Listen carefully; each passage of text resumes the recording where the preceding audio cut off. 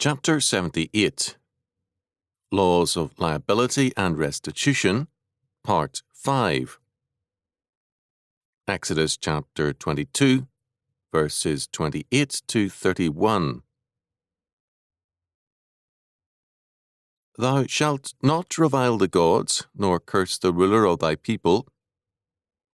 Thou shalt not delay to offer the first of thy ripe fruits and of thy liquors. The firstborn of thy sons shalt thou give unto me.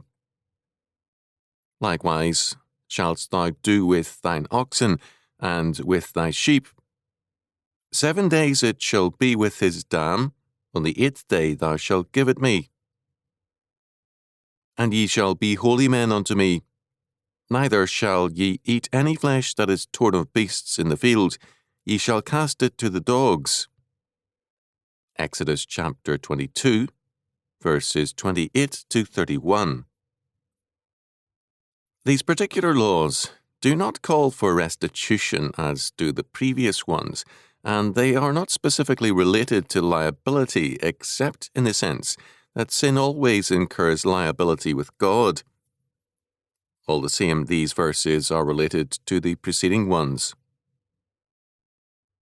The first law, verse 28, declares in both clauses that judges are not to be reviled, nor rulers cursed.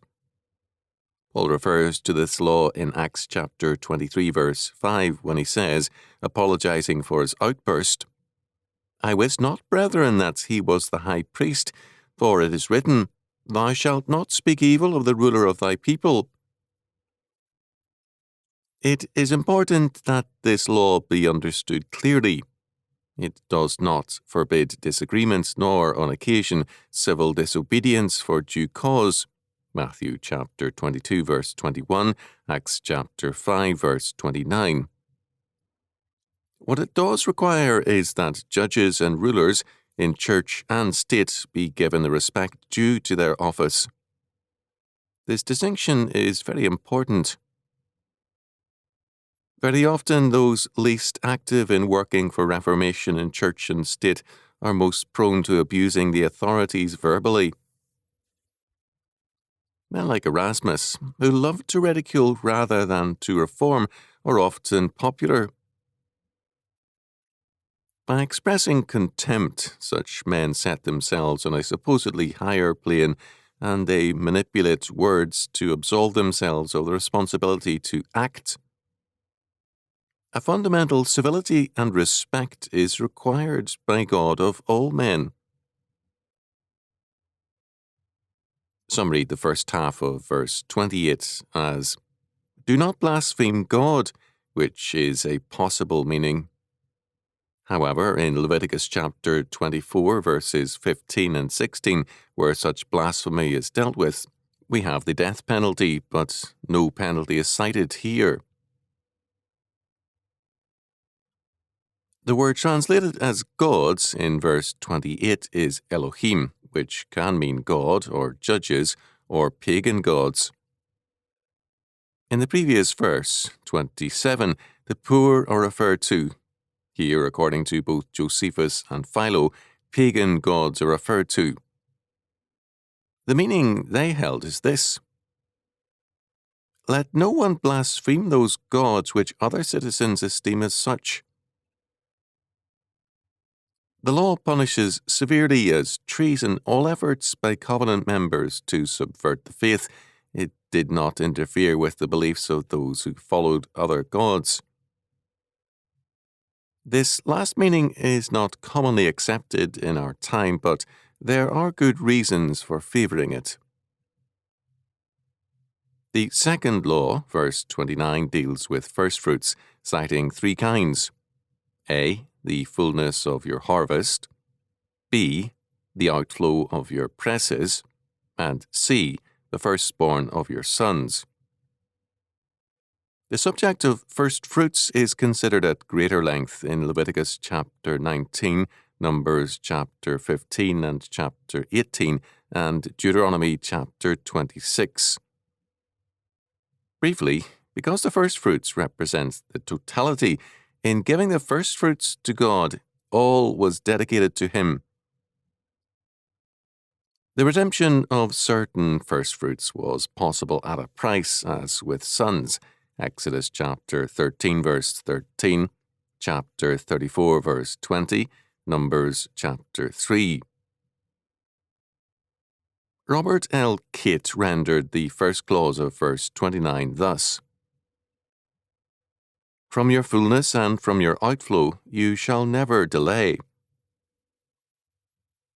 We cannot receive God's fullness if we are unwilling to give him his due. The third law, verse 30, deals with offerings of firstfruits also. It is, however, specified of calves and lambs that they cannot be offered until the 8th day. Until then, they must remain with the ewe or cow. We are not told why this is so. There is a striking parallel to circumcision, which is also to be performed on the 8th day, or at least not before the 8th day. We know now that the coagulation of blood begins only with the 8th day after birth. What like reason may govern this law, we do not know. The fourth law, verse 31, begins with a summary statement. Then it adds a requirement which seems strange and extraneous to the modern mind. To be holy men unto God is understandable. To add, "Therefore shall ye not eat any flesh that is torn of beasts in the field," seems strange. This is because the modern mind sees holiness in alien and Hellenic terms, whereby things spiritual and holy are non-physical. For biblical faith, holiness involves body and mind alike. It requires a wholeness of life and living. The now sometimes despised proverb, "Cleanliness is next to godliness," expresses this biblical perspective. Because man is created in the image of God with knowledge, righteousness, holiness and dominion as his redeemed being and calling, man's holiness involves all aspects of his being. To eat flesh torn by wild animals in the field means to use food that a bear, wolf, or some other wild animal killed, damaged, and left behind. Man is not created to be a scavenger, but a dominion man. Therefore, all such animal-killed lambs, calves, or other livestock, even if freshly killed, are to be given to the dogs. Holiness is man's calling. Modern man substitutes pride for holiness, a very different thing. Pride is self-exaltation, whereas holiness exalts God by faithfulness and obedience. Sociologists and anthropologists have identified the idea of the holy with the numenos, with a mystical awe and experience. The Bible identifies holiness with faithfulness to God's law by the redeemed covenant man. Holiness means freedom from the power of sin and conformity to the law of God. Holiness is a communicable attribute of God. It is associated in Scripture with true growth and happiness. Proverbs chapter 4 verse 18 declares, "But the path of the just is as the shining light that shineth more and more unto the perfect day." It is perhaps necessary at this point to consider a word related to holy, not because it shares a common root word, which it does not, but because, by virtue of its place in the Bible, it refers to holiness. That word is Holocaust. It is made up of two words in the Greek, holos and kaustos, meaning whole, and "I consume with fire." It refers to whole burnt offerings given to God. Holocausts were regarded by the Hebrews and in the New Testament era as the most important and the most holy of all the sacrifices. In this century, the word Holocaust has been cheaply used, first by the Jews and then by other groups, to refer to genocidal massacres. Massacres are one thing, holocausts are another. First, the word Holocaust refers to total destruction, one in which fire consumes the totality of the sacrifice. Second, it presumes a religious sacrifice to God. While some massacres have taken place, and on a massive scale, even when people have been massacred for their faith, it certainly has not been as a sacrifice to God.